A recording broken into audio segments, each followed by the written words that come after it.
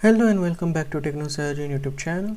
So we finally got the FSR 4.1 upscaler for Radeon RX 7000 series, which is RDNA 3, and as you can see, if you have AMD Adrenaline edition lower than 26.6.2, you should update it, and there you will have support for the FSR 4.1 for RX 7000 series. They were saying that this update was going to come in at the end of the year in fall 2026, but it is finally here. So FSR frame generation is finally here for 7000 series. Maybe the RDNA 2 thing would come sooner also if that's the case, but they need to work on it a little bit more because RDNA 2 and RDNA 3 had a different architecture compared to RDNA 4, which FSR 4 supports. Moving on, AMD will reinstate memory encryption on Ryzen 9000 CPUs through a BIOS update in July.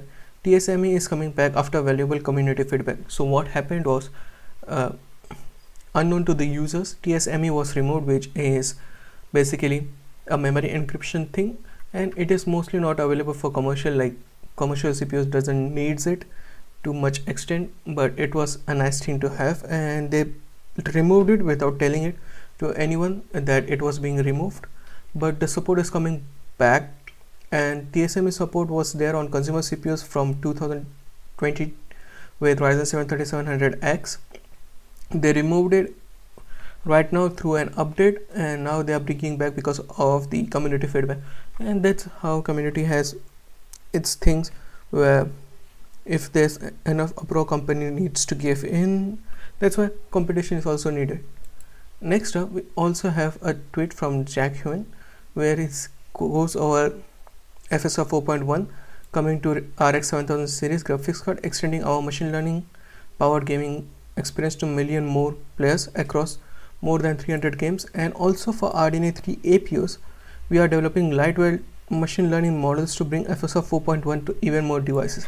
So I already made a video on it where I said that there are various APUs until 2028 and 2029 which will have RDNA 3.5 in them, and if FSR 4.1 is not available on those APUs, it will be a significant drawback.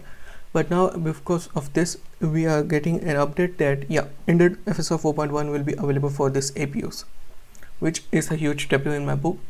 And let's see how things turns out, but at this current point of time, it's a massive thing, and we need to cherish what happening at this point of time. Lastly, for today, we have some major update regarding Zen 6, as it comes from Moore's law is dead. And as you can see, I just came across a powered horn Zen 6 desktop CCD. Powered horn is the code name for the Zen 6 CCD. There was internal code name for Zen 5 also, but according to the powered horn document, that reference eventually qualification samples of hitting 7 GHz, which is massive, because if the qualification sample hits 7 GHz, then obviously the commercial CPU must reach 7 GHz, and this is a huge win for AMD, as none of the Intel's CPUs hits 7 GHz at this point of time, and even if they hit 7 GHz, they need lots of power. So Zen 6 reaching 7 GHz at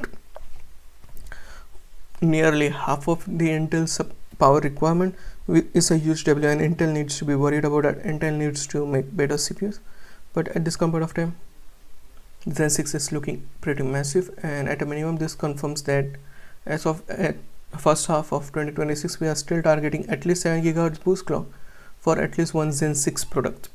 So maybe Ryzen 9, the high-end Ryzen 9 processor will come with 7 GHz, while other will come like 6.5, 6.2, 6 GHz boost frequency, which is also a huge thing. Do note, we are also getting a massive uplift in core counts also in Zen 6, and along with it, the major OEMs were just told by AMD that we might be able to receive the first shipment of desktop RDNA 5 in mid 2027. So indeed, the RDNA 5 is also going to be launching pretty soon, not pretty soon, but by the end of 2027, which is still 1.5 years away, technically 1.5 years away.